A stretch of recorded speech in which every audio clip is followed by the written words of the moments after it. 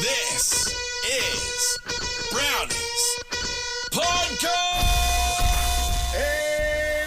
Hey, degenerates, we are all in the studio. Feels like we're never together. John, Dog, Brody, and a very, very special guest is tucked away in the corner. Please come to the microphone, that one, the red one right there. The great Brian Braza! Good morning, everyone. How you going? Going well, yeah, going well. Why the hell are you here, friend? Well, I've been conned into tag teaming for the drive to the Gold Coast tomorrow, this afternoon. As soon as we finish recording, you and your son, lug nuts, are getting in the car and driving how many kilometres? It's a road trip, 1,700 kilometres, straight through. We got the Prado there. Coles' cart's loaded up. Got feeding him. Jackie boy's got the whole thing loaded up. He's got bikes, he's got Legos, he's got sleeping bags, he's got a couple of his spud guns in there. He's ready to go. I hope there's room for a carton of beer on the way up. Well, no drinking and driving. Drive safely. Two questions, Brian. What music will you be listening to on the way? Oh, good question. I don't listen to a lot of music, so... A bit of Zach Bryan, I reckon. Lovely. Get the country and western. Maybe some Cisco. Play the thong song for your old man. That'd be really nice. He loves the thong song. I'm an old ABBA fan. Come on. Now, other question. Do you like chatting during the road trip, or is it going to be weirdly silent between the two there'll of be you? good chat, I would have thought. A lot of discussion, I reckon. Can you please both record any anecdotes from the trip? Oh, we'll do our best, yeah. See what happens. Yeah. Brian Brown, everyone. Mate, Brody said when we hugged your old man, he's the fittest person I've ever touched. He's in pretty good nick. 65. He's so hard. 65 or 66? 65. He's so hard for an old man. Like the shoulders are, the arms are hard. Everything is hard. Plenty of soft spots. Don't worry about that. Everything is hard. How good is chats with the old man? I was driving with my old man recently, right? And he turned to me and goes, "You know what, son? I'm convinced that if there was a third world war, we'd all have to use rubber bullets against Russia and China and whoever we're fighting, because for God's sake, we don't want to hurt anyone." He's convinced, right, that we'd use rubber bullets. Hey, good energy in that car, bro. Isn't it? Hey, by the way, as well, Dog, condolences. There'd been 15 minutes of silence. Condolences that your hero Tucker Carlson got fired. Sorry, man. Sorry to. I don't know what Rupert Murdoch's thinking. Do you see the share price plummeted? Crazy. By He'll get $800 picked up million. by Spotify or something, and he'll be as big as Joe Rogan. Mate, maybe. Hey, maybe we get Tucker on the podcast. Well, when I go to He's looking America, for work. because I'm going tonight, I'll find that son of a bitch. Yeah, it's good. Yes, you are. That's big news, Deano. You're going for childish Deano. Absolutely. And speaking of that, I gave Campbell $100 to gamble with for my spending money. Now, at the end of the pod, we're gonna reveal how much money you've either made for me or lost for me. Okay. It started with 100. I texted you excitedly on, Saturday afternoon. You were at $300 at that We're point. at 300, right? And I might have it up. I had a bet on Jonathan texted me Are we and doing said, this now? in the boat, And just wins. How much did you put on it? Well, I had a couple of multis and they won, and we had in the boat going for you personally to win another $400. Okay. And in the boat went under. Jonathan, you're horse! Well, he's injured. So It's not my Why was he fault. racing? Why is it racing? No, he was injured during the race. Oh. So, That horse has brought me nothing but pain. no, well, So do you want to know what you finished with? Yeah, I do. Hit me. And this, look, I'm not proud of this, but certainly more than what you gave me to start with. $370. Brother, that is unbelievable. So with the exchange rate, what does that equate to? So the American dollar's improved significantly. So your 370 Aussie is going to be about 227 US. Mate, thank you So very much. that'll get you a couple of lap dances. That'll get me lap dances. I'm going to go to the weed dispensary and get some wild shit, if you know what I mean. How do you live this sort of life? Podcast and tripping to America? I know. Well, I've got some things that the government don't know about. All right, hey, Carlton are no good. I've got Prove some me maths wrong. for you. I've just got a little bit of maths for you, right? What? So, and we always gamble responsibly. Yeah. But gambling is the only thing that if you can lose all your money, you lose 100% of it, right? Uh-huh. But you could also win 2,000% of it. Doesn't make sense. Gamble responsibly, everyone. Hey, Brady just brought. It's good to have you back, bro. Yeah. By the way, we've missed you. Congrats, No, I miss mate. you, lads. Congrats. I sort of go, what the this in front of us? It's a run sheet. We haven't seen that the last 3 weeks. Now, you brought up an interesting topic that yesterday, the Anzac Day game was unbelievable, wasn't it? But Yes. An interesting omission, we think, at the moment. Abby Holmes does a fantastic job as a boundary rider, but when you sort of would normally, you think, see Campbell Brown as the supplementary boundary rider, all of a sudden Daisy Thomas is rolling out. Oh, shit. What's Now, going on? Doing a great job, Daisy. question. Mate, we're not asking whether he's doing a good job. Does We're this asking have where some- the were you? Does this have something to do with you getting caught vaping at the AFL function? I think they haven't officially said this, but I think I've been stood down for a few weeks. Did you hear about this, Dad? Did you listen to a I did hear you podcast? talking about it on last week. I know. I got a rap on the knuckles. Yeah. Brian, what kind of a man in a formal function pulls out a dirty vape with a little cartoon picture on it and starts blowing vape rings into the air in front of BT, the great man? And he's asthmatic. Yeah. Not a lot of it made sense upon reflection, but in the moment, I was underdressed. Shout out to Carl Langford real quick from yesterday, from when that Pies player did that douchebag move where he offered him the Pies ball. fan. Yeah. It wasn't douchebag. I would expect any godforsaken Collingwood supporter that was in the same position to do that. In fact, I thought he should have thrown it further.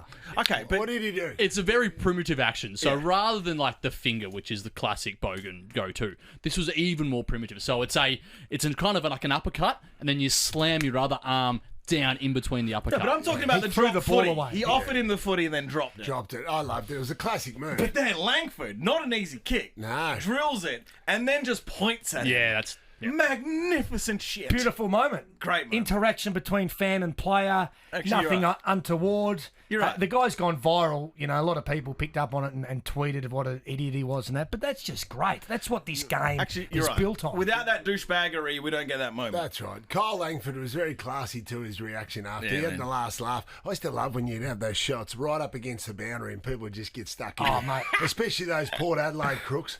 You get up against the fence and you really lift. You're all people, bros. I'd always kick a mate. I reckon my percentage went through the roof when I was up against the fence. Just because I want to stick it right up those pricks. Yeah. And do you actually say something back to them, or do you just Oh, yeah. smile? Because No, smiling's smile. almost as good as saying anything, really, because you're so far above them by doing that, right? Yeah, it's more subtle. Yeah. Darcy Moore's speech was unbelievable. Yeah, it was beautiful. I know we shouldn't be surprised that young men can actually talk, but legit, that was such a good speech. Very eloquent. He's a fantastic young man. Obviously, a great choice as captain.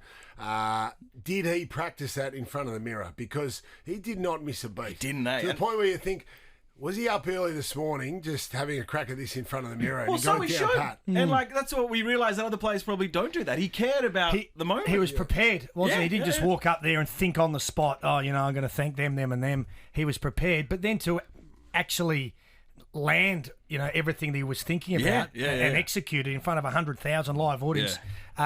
Highly intelligent young man, deep thinker. Yeah.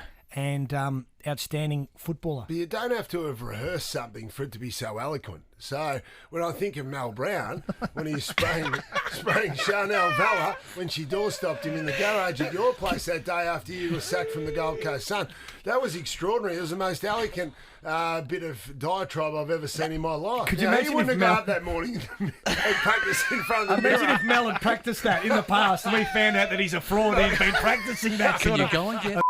Did you go get and make an appointment like any other? Now, speaking of the whole Anzac round and all the beautiful ceremony and stuff, the highest pressure gig, John, is the bugle player. It's amazing. I think it's the highest pressured role in sport. Yeah. Because once a year you have to turn up, and if you're lucky enough to get invited for the actual Anzac Day game, the Collingwood Essendon game, I would argue no greater pressure than that. Now, I'm not shaming this bugle player, but Because if you f*** it up, you're disrespecting every digger. Every Australian. I'm not sure that's how it works, but That's how I feel. the night before the Tigers Melbourne game, let's listen to the bugle player. Don't miss a note, please. Let's just listen to it. Let's just hang in was there. a miss. No, there might not have been. Let's just Pretty good. solid. Yep. The most difficult part. Yep. Now he's got to go high.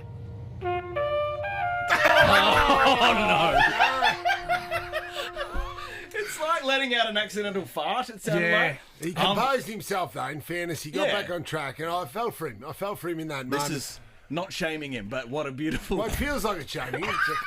Campbell Brown, as our resident trumpet player, considering you used to do trumpet lessons when you were at school, what did you think of his performance? I've done the last post, and never with an actual bugle, just with the trumpet. They're hard notes to hit, right? Yeah. And there's no orchestra or music around you, so it's just you on your own. Just a man and his horn. With the lights. Middle of the MCG, What's the loneliest part place of in the world. Because there is a pause. There is a pause there for a few moments, then you got to restart again. Is that the hardest part, or is it as the inflection starts happening? You can run to high notes, but when you've got to pause, come back, and then hit the high one first up. Right off the top. Very difficult. You need to actually be really strong in your lips. Yes. If you blow the trumpet, and I know you did briefly at our function there. Well, look at my lips. Look at my lips. If you did it for 5 minutes, I'm telling you right now, all your lips and your mouth will be sore. Just like if you went for a run or you did push-ups or something, you saw you need to really train those lips. And if you're a good bugler, you're very good at other stuff as well with your lips. What are you talking? Brian Brown, what's he talking about? No idea. All right. There's never been any complaints if you're a good bugler. You got strong lips because you're a bullshit artist. Yes. Nick Dacos, you can't bang on about him enough. No, he's unbelievable. He's 20 years old, He's had Jonathan. a pretty handy kicking coach growing up, though. He's old man, Peter. True. Have you ever seen a talent? 31 games into his career. He did miss a game last year. He's played the first 6 of this year. He's 20 years of age. Jesus. He's leading the Brownlow, and he's dishing up 40 and 2. He's a child. JB, I mean, you've Well, you've played with the best. Have you ever seen a kid make an played impact? against the best. His foot skills are as good as Ackermanis. And his left foot, he had a really good example of kicking on his opposite foot yesterday where he hit one of his teammates, which was a difficult kick. No, I haven't seen a player like this have an impact in his first 30 games. Now, the only one I can compare to is Juddy. He's a better kick than Juddy, though. Juddy was probably more explosive. Dacos is not slow, though. And Dacos plays in more roles than Juddy. So he's at Juddy's level. No doubt about it. 30 games in. He's an unbelievable player, and he is hard to tag. The question is, should he be tagged every week? Well, Collingwood have become so good with their coaching and the ability to move Dacos around to avoid the tags. Yeah. It's very challenging for a team to tag and then not get pulled apart with their own structures. And there's no decent taggers around anymore. So 10 You're years right. ago, There's not the old they would have schools. sent Ryan Crowley or Yeah. Clint Jones or someone to him. Ryan Clark from Sydney was the only one last year that got him. And he's a true tagger, but one of the very last of the true taggers, Brown Dog. We might get Robbie DeRazio on this show because he manages him. And I vividly remember him 2 years ago saying that Nick Dacos will win a Brownlow medal early in his career. And, you'll laugh, right? Because it's not possible. He could win it this year. Mate. Well, he would have, I think he would have at least 12 votes at the moment. So if you think he's got 12 votes out, what are we at, round 6? Yeah. You know, the winner probably needs to get about, these days they get about 30. He's well on the way. It's unprecedented, the footy that he's delivered so early in his career. I'm jealous of Collingwood fans. I wish I was in that cult. Look at the party they get to have every game. A 28-point comeback on Anzac Day. Dacos kicks 4 in a row or something. Just great to watch. Come on. And my favourite part of it is that he's actually a really nice kid. So he still goes to Nonna's house on a Sunday for spaghetti and meatballs, and he's really genuine. And I think that makes it even... Like, everyone, you can't help but love him. I don't know a single person who's like, oh, nah, he sucks, I hate him, much like everyone else does. Did anyone else see Ginnivan and Josh Dacos get narky with each other? I did. When when Dacos kicked it over Ginnivan's head and didn't honour the handball, which was in a very precarious position, may I add. But Josh bit back. Oh, yeah, I like that. It's good. I like it. Istantaneous feedback on a footy field's great. I try and live every day like that. And is that's that why right? it's sometimes uncomfortable when I'm walking down the street and someone does something. I go, you idiot, watch me. They're not used to that 360-degree feedback. Now let's play a game. Just quickly, Yes. on Essendon, they're in the right direction. They are. I saw Scotty last night. I had a chat to him for a few minutes in at Fox Footy, and he was really happy. He just thought their midfield ran out of gas in the last quarter. So If old mate got that goal in the last quarter, do you reckon it would have stopped the flooding a bit and maybe have changed things? it may have, absolutely. So the game's all about momentum these days. Can you stop a team when they've got momentum, and can you capitalise when you've got momentum? But Scotty's loving coaching the second time round. He's absolutely loving it. He said learn a lot from the first time round, enjoying it a lot more. So it's great to see. You've got to one, marry one, and kill one. Chris Scott, Brad Scott, Michael Denise Voss. Scott. Sorry, I'm so sorry. Well, sorry. I've showered with the Scott brothers, so Yes. I definitely wouldn't want to one of those.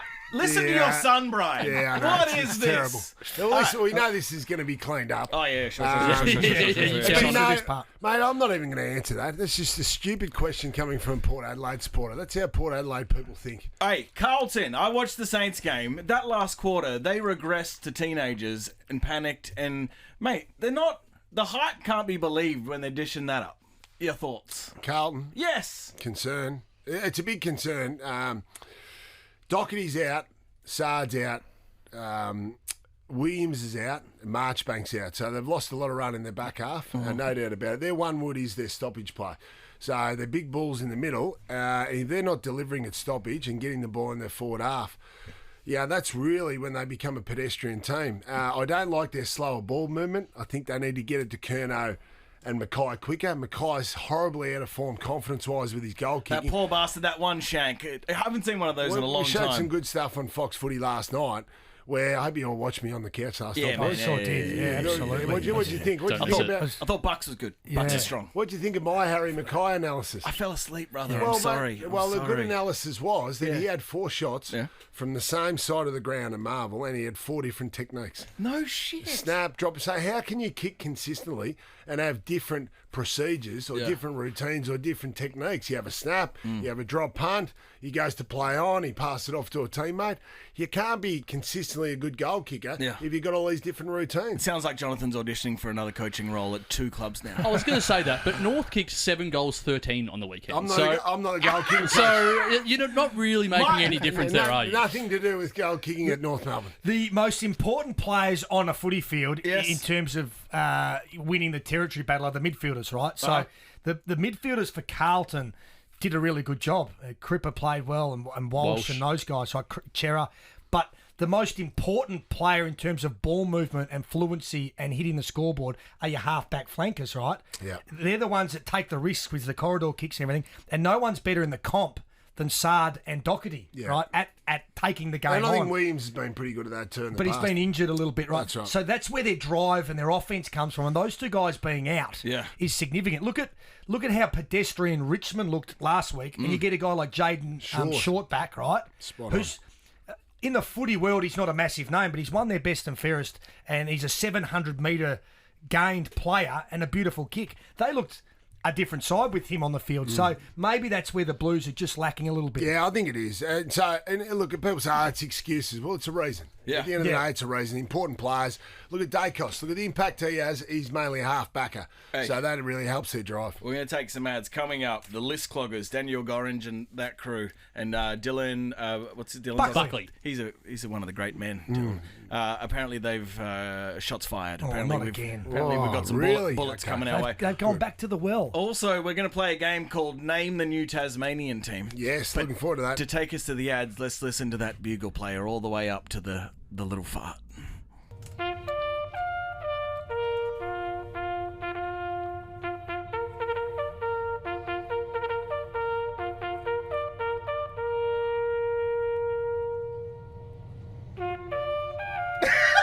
This is Brownie's Podcast! Welcome back to Brownie's podcast. The Tassie team is inevitable. Let's play a round of Name That Tassie Team. What would you like them to be called, John? The Tasmanian Two Heads. Okay. All right, that's very basic comedy, Jonathan. Campbell? The Tasmanian Ferry. The ferry. Jesus. Isn't it the boat? That's wonderful. That's really good, mate. Pomeroy. You've actually lost Mate, it. what's wrong with you? You've actually lost it officially. Well, everyone knows they're actually going to be called the Tassie Devils, and I think that is a perfect name. For a team. The perfect name is the Tassie Teabaggers. The T-bag, what's T-baggers got to do with Tasmania, though? Are they good big with their tea? Just the alliteration, that's it. They got a little cottage industry growing tea, have they? The Devils sounds all right, though. Yeah, Who Devils doesn't like it? You don't like it. No, it's just been around forever. I think the TAC Cup team was called that. Yeah, you There's can't also the have it. Tassie Tiger, but you couldn't have that because of the Richmond Tigers. Tiger. So. What is more synonymous with Tasmania than Two the heads. devil? The two heads. Absolutely, it's relatable. I just went to go to Brian Brown for a suggestion. He just gave me a silent. No. Don't come in. Something new. Well, it sounds like it's going to happen. Elbows coughed up their money. He's going to hand over the cheque. They'd want to start turning up to the footy, though, because I'm not convinced Tasmanians are turning up to the footy.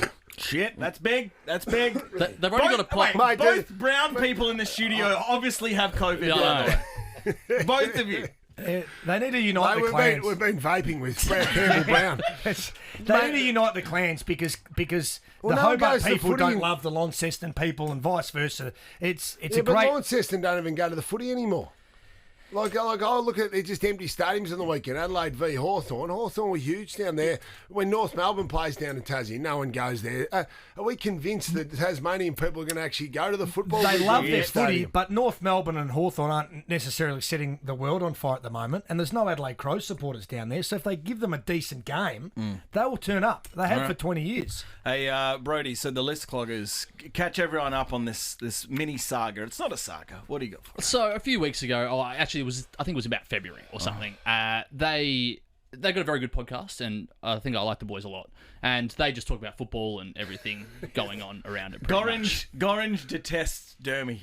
Does And he? He posts he gets so frustrated with Dermy, and he posts with about his it all the commentary? time. Yeah. They pretty much don't like a lot of commentators, really. Sure. And then they took aim at our own Jonathan Brown. Yep. And they made fun of, his who's stumbling at times, his memory loss at times, and they pretty much just took the piss out of him for like 30 seconds on their podcast. That's fair. And we responded to it and said, geez, that's not on, and we'll eventually invite the boys on. They can come here and have a chat and explain themselves. See if they'd say it to JB's face. Yeah, exactly. you know? But And Brian's face. Yeah. but before we could even do that, they've gone again. Okay, here we go.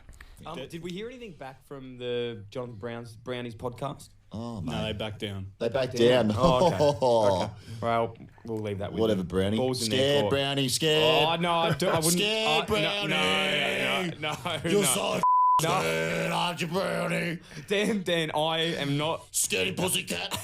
Oh, no. Scaredy cat, Brownie. Be tough guy, back with the fly. You are a scaredy boy. I'm a bit scared. Oh, I'm really You scared want to now. run your face? You want to run your face or this? Oh, his eyes. Look at it. I do not scared. approve of that. I do not approve of any of these things that he's saying. And I Scaredy actually... cat, scaredy cat. No, stop fading Jonathan Brown, I'm not please. scared of Jonathan. No, I am. Jonathan I Brown. am. These motherfuckers! Do you notice it was all directed at this Brown? They refused to mention me. They've never even heard of you. I played with Dan Gorringe Yeah, still never for heard 3 of you. years, mate. So John! that's probably why he didn't single me out. Say something, John! Well, all I can need to say is, Yes. looking at Daniel Gorringe's football Yeah. over the journey and the amount of courage he played with, that doesn't stack up with the amount of courage he's showing beyond the microphone. Campbell!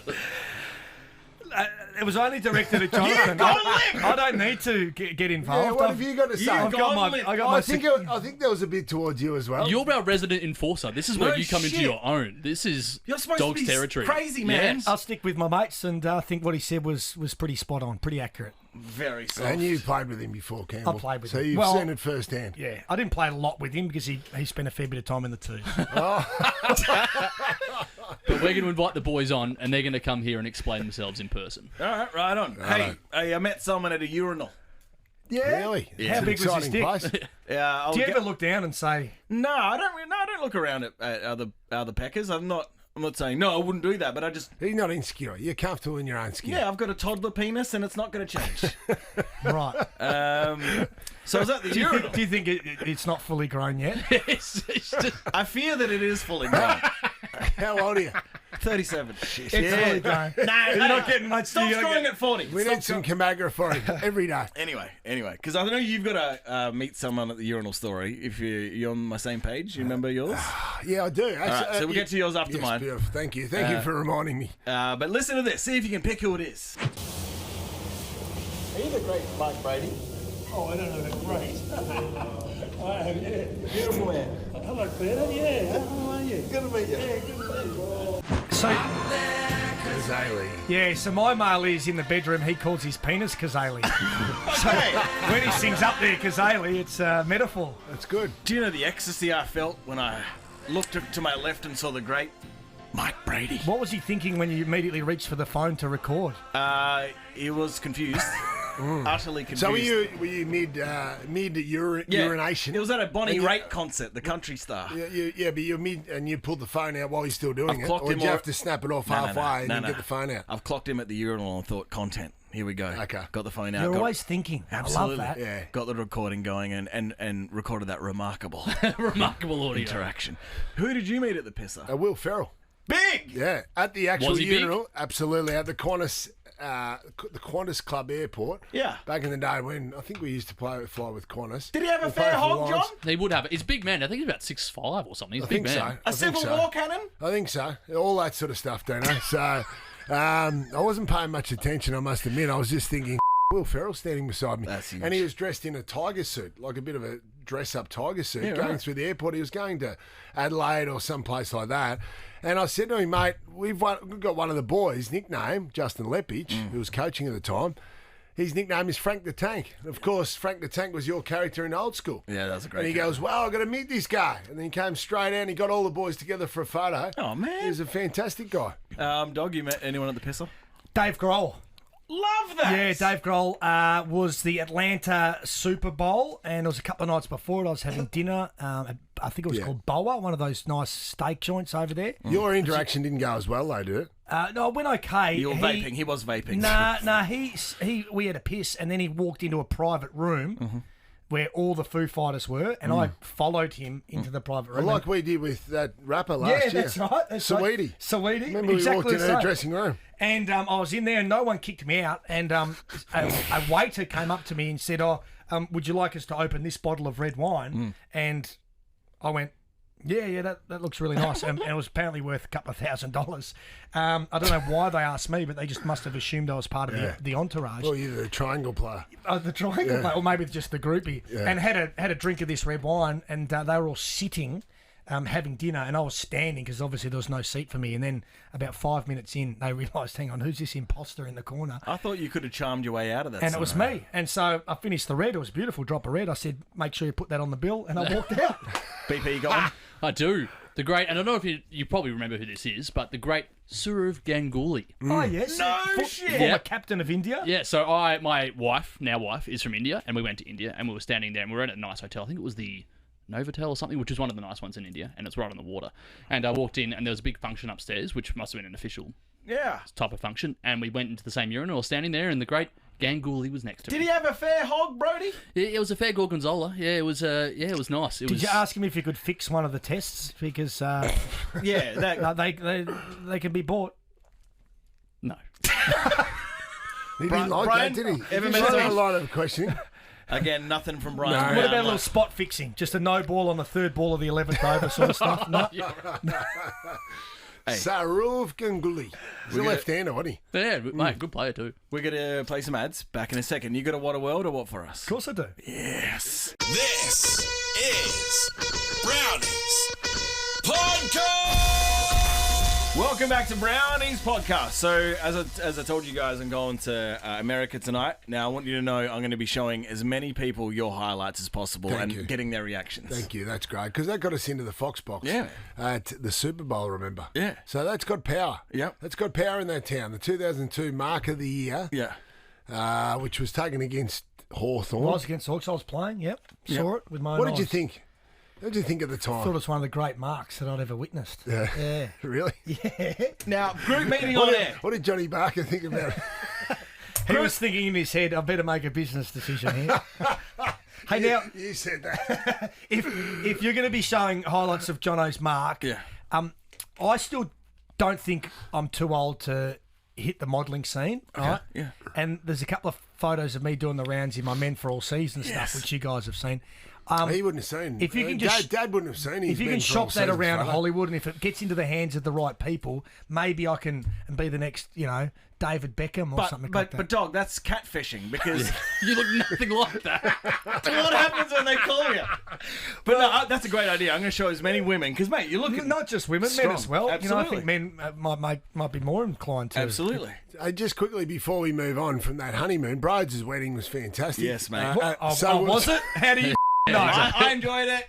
It was, hey, I still haven't forgiven you two for it. good. I really No, haven't. Do you understand that I feel awful and I love you very much? We were carrying the podcast over there. We were working. Exactly. Actually, we nailed the podcast in Adelaide. Someone had to. Yes, but you could have done it from my wedding. Or you could have gone the following day and still made 2 days of Adelaide round. Except for the one and only, my truest friend, Campbell Brown. Thank you. What time did you see me have to duck off? About 7:30, which was... The fact that the thing only started at 5 was a little bit concerning, if I'm honest.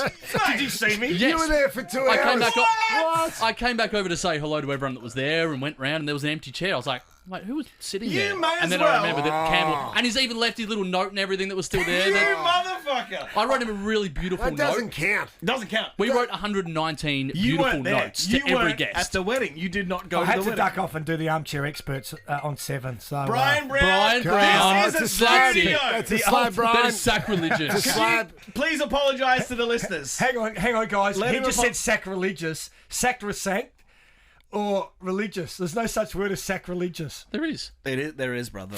Yeah. I thought I got him again. Brian, can Is you he please, sacrilegious? can you please Yes. shut up for a second? Please apologise to the listeners for your phone. I'm sorry, guys. It's nearly a mortal sin. The old is. mobile phone going off in the studio. Hey, Now, one more thing. I'm going to go. We're going to get on the road. I'm One going more to thing. Queensland. One more thing. Can we have an on-air meeting? Weed is legal in LA. You're right. Okay. Can I do one of our podcasts after I visit a dispensary? Absolutely, you can. Well, I'm all for this. well, As the captain of the ship, Okay. I'm all for it. Will our bosses, will there be any blowback from our overlords? Well, you've got $220 after Campbell Brown's managed to bet successfully, Yes. gamble successfully for you, Do you- and responsibly. Do you think it's a good idea? It's going to get you $220 worth of mull. Do you think? I'd get it ticked off by Dell, but I don't see a problem with it. It wouldn't be the first time, though, would it? Good point. How would that show up with the when it goes through the CFO at News Corp? How would that sort of expense? It is. It's show up? it is a work expense. Yeah. Yes, it So is. you know what? You get the receipt, and we'll have the News Corp pay you back for that. Brian Brown, do you think it's a good idea? Great idea. Medicinal expenses. Time for. What a world. Yes. Now, this one caught me by surprise a little bit. I went onto the Nillumbik, Banyul and local areas community page, which, you know, is a lovely page for people in the local community that if you've got some toys that your kids have grown up, you put it on there and people come around and they can pick them up, and sometimes you might charge them for, you know... Some people have like lemon trees and have a box of lemons they're giving away, or heaps of apples all or that something. sort of stuff. It's always quite family orientated. So I was taken aback last night when I saw a packet of 100 Glide regular condoms. Okay. I've never heard of the company Glide. Neither have I'm I. more an Ansel sort of man back in the day, but haven't worn one for 20 years. Developed a bit of an allergy to latex, did you? Did you? And so they're very important, brand new. I've got one on here. Jonathan doesn't leave the house, and I don't know why. I don't know. Always prepared. 100 Glide condoms expires 2026, so obviously they're Still good. That's good. $15 for the whole pack, which when you think about it, you go to 7-Eleven and you buy a 12-pack or whatever. It's, I don't know what it is, but it might be $10 or $11. It's a competitive price. Postage is $10. Okay. So this is just on your marketplace, and I thought, what a world. Who the hell's going to be selling condoms? Are they still in their packaging? Still in the packaging. That's important. Yep, unused. Furthermore, I think, speaking of work expenses, I think that as a collective, as Brownie's podcast, it is our right and our duty to purchase those condoms and have them become a staple of the show. Get him, and we'll offer every Dog, guest a make free that dinger. person. What's the person's name? Make them an offer right now that they can't refuse. Well, I've got to log on and... I like this idea. So you're saying as a thank you to every guest that comes Yeah, on we'll the just show, give them. Yeah, like send them thanks, one Buck, so much for coming on. solitary Here you go, condom. mate. Here's a dinger. Here's a second-hand condom that you can take with you on the road. we Thank you very better pay much. the $10 extra for postage if I'm going to go around there and knock on their door. Second, I have some condoms. All right, we're going to go. Both of you Browns, enjoy this road trip, and please record any adventure. We will. Wish you safe travels. Yes, drive safe. Look forward to chatting on Friday. I'll be from the Gold Coast. Deano, where will you be? LA, brother. And give us a World War III analogy, what you think might happen if it does unfold. What unfolds? World War III. Wow. Hey, what a note to finish on. What a high.